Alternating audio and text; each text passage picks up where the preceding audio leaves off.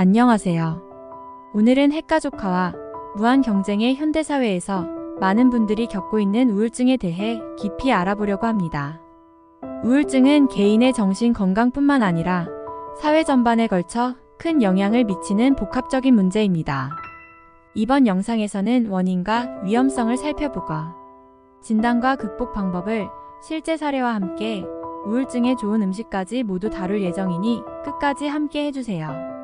이 영상이 우울증을 이해하고 이를 극복하는 데 도움이 되길 바랍니다.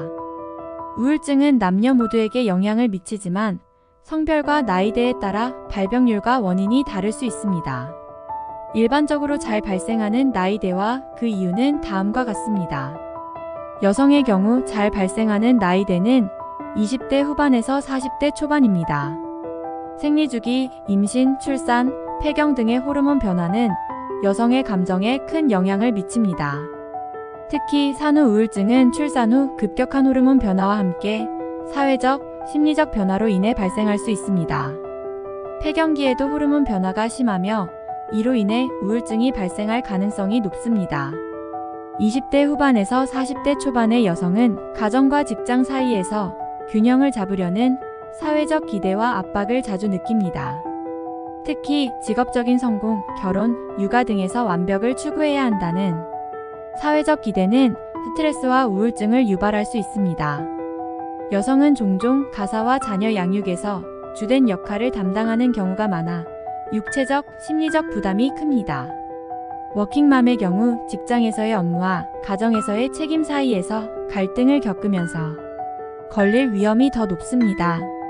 여성은 남성보다 사회적, 정서적 관계에서 더 민감하게 반응하는 경향이 있으며 이로 인해 관계의 어려움이 우울증으로 이어질 수 있습니다. 친구, 가족, 배우자와의 관계가 불안정해질 경우 우울감을 느끼는 빈도가 더 높습니다. 남성의 경우에도 예외는 아닙니다. 남성은 30대 중반에서 50대 초반이 우울증이 잘 발생하는 나이대인데요. 남성은 주로 경제적 안정과 가족 부양에 대한 책임, 사회적 경제적 압박을 강하게 느낍니다.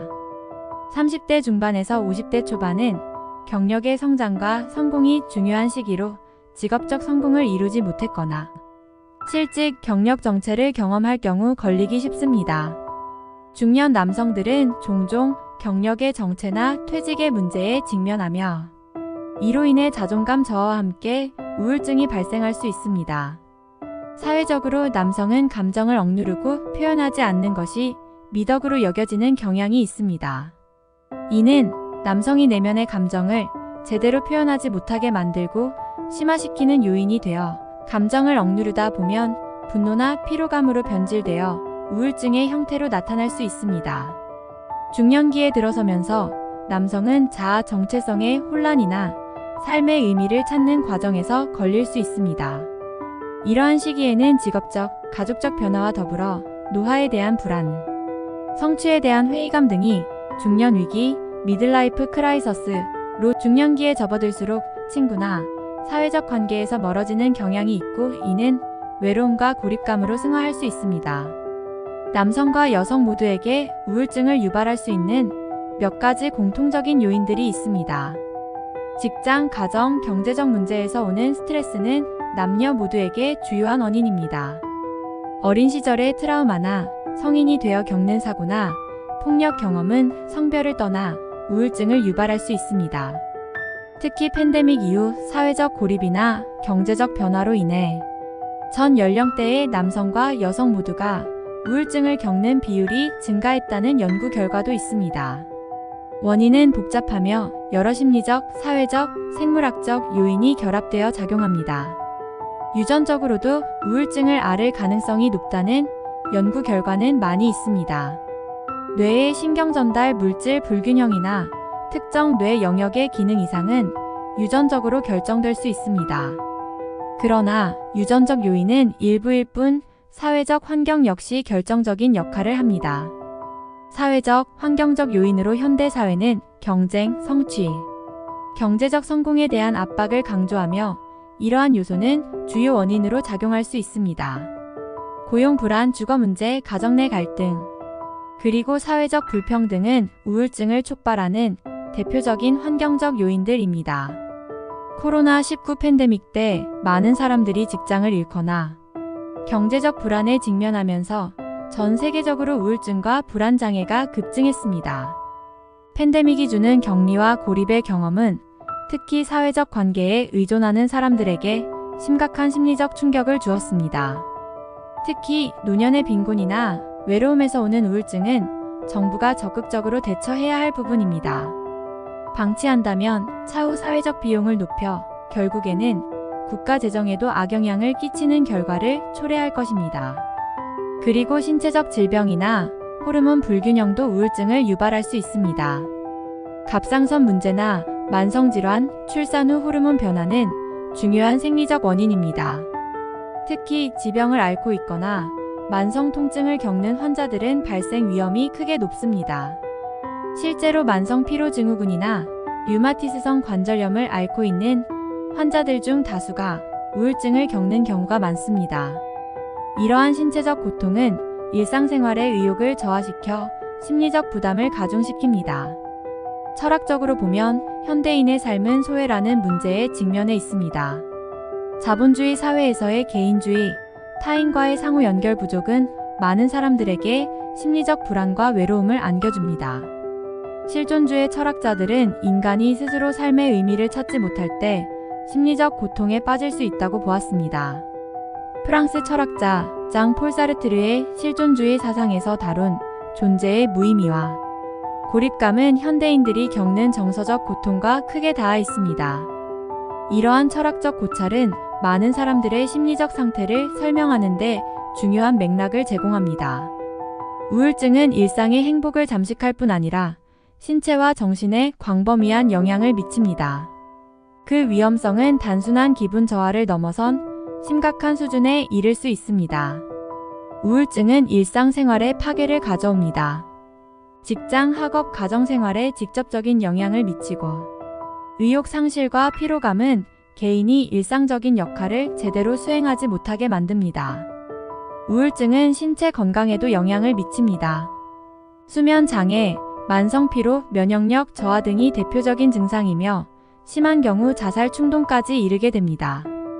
한 중년 남성의 경우 직장 내 지속적인 스트레스와 성과 압박으로 인해 우울증이 발병하였습니다. 그는 평소 업무 성과도 많이 내고 적극적이었던 성격도 소극적으로 변하여 점점 직장에서도 인정받지 못하고 사회생활도 포기하고 은둔하다가 결국 스스로 생을 마감한 예도 있습니다. 우울증을 겪는 사람들은 자신을 타인으로부터 스스로 고립시키려는 경향이 있습니다. 사회적 관계가 끊어지면서 이로 인해 외로움과 고립감이 심화되고 더 악화됩니다. 실제로 우울증으로 인한 고립을 경험한 한 젊은 여성이 친구들과의 관계를 완전히 끊고 혼자 생활하게 되면서 증상이 더 심화되었습니다. 그녀는 결국 학교를 중퇴하고 고립된 생활을 하다가 우울증을 벗어나기까지 상당히 오랜 시간이 걸렸습니다. 우울증을 진단하기 위해서는 정신건강 전문가의 도움이 필수적입니다. 일반적인 진단 기준은 다음과 같습니다. 2주 이상 지속되는 기분 저하와 무기력함, 불면증이나 과다수면, 식욕 변화로 인한 체중 변화, 집중력 저하와 죄책감이 일상생활에 장애를 일으킴, 심한 우울증일 경우 자살에 대한 생각이나 계획, 이러한 내용이 있다면 주위 분들의 도움과 전문 의사의 도움이 필요합니다. 그러면 대처하는 방법도 알아볼까요? 1. 전문가 상담. 정신건강 전문가와의 상담은 우울증 극복의 첫 단계입니다. 전문가의 도움을 통해 문제를 객관적으로 파악하고 적절한 치료를 받을 수 있습니다. 2. 약물 치료. 심각한 우울증일 경우 항우울제나 항불안제와 같은 약물 치료가 필요할 수 있습니다. 이러한 약물은 뇌의 화학적 불균형을 조절하는 데 도움을 줍니다. 3. 생활 습관 개선. 규칙적인 운동은 우울증 완화에 큰 도움이 됩니다. 운동을 통해 엔돌핀이 분비되면서 기분이 좋아지고 신체적으로도 건강을 유지할 수 있습니다. 또한 규칙적인 수면과 건강한 식단이 매우 중요합니다. 4. 명상과 이완 기술. 마음 챙김 명상은 현재의 순간에 집중하면서 불안과 스트레스를 줄이는데 매우 효과적입니다. 이러한 이완 기술은 스트레스와 감정적 부담을 완화시키고 마음의 안정을 되찾는 데 도움을 줍니다. 한 환자는 일기 쓰기와 명상을 통해 자신의 감정을 정리하고 통제하는 데 도움을 받았습니다. 그는 초기에는 전문가의 도움으로 시작했으나 꾸준한 명상을 통해 우울증을 극복할 수 있었습니다. 그러면 생활에서 할 수 있는 우울증을 완화시키는 음식을 알아볼까요? 음식은 우리의 정신 건강에도 큰 영향을 미칩니다. 연어, 고등어는 뇌 건강과 기분 안정에 도움을 줍니다. 블루베리, 딸기와 같은 베리류는 항산화제가 풍부해 신경염증을 줄여줍니다. 호두와 아몬드는 마그네슘이 풍부해 스트레스를 줄이고 뇌 기능을 향상시킵니다. 세로토닌 수치를 높여 기분을 개선시킵니다. 시금치, 케일은 엽산이 풍부해 신경 전달 물질의 균형을 유지합니다. 몸에 좋은 음식은 정신 건강에도 도움이 됩니다. 음주는 당장은 도움이 될 것 같아도 장기적으로는 더 치명적인 악영향을 미칠 수 있습니다.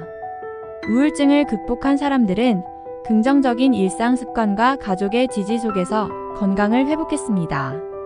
일기 쓰기, 자연 속에서의 산책, 명상 등 창의적 활동은 많은 이들에게 도움을 주었습니다.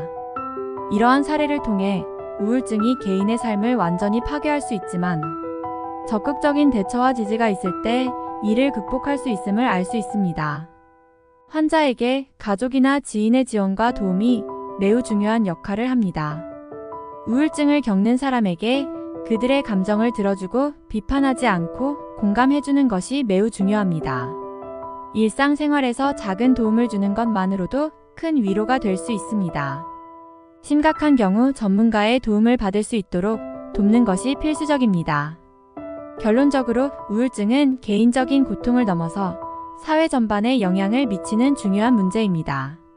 원인을 사회적, 철학적 관점에서 이해하고 적절한 진단과 치료를 통해 이를 극복하는 것이 중요합니다. 우울증은 결코 혼자서 싸워야 할 문제가 아닙니다. 주변 사람들의 지지와 올바른 대처 방법이 큰 도움이 될 수 있습니다. 주위에 힘들어하는 가족이나 지인이 있다면 공감해주고 같이 울어줄 수 있다면 환자에게도 본인에게도 큰 정신적 위안과 행복한 삶을 공유할 수 있을 것입니다.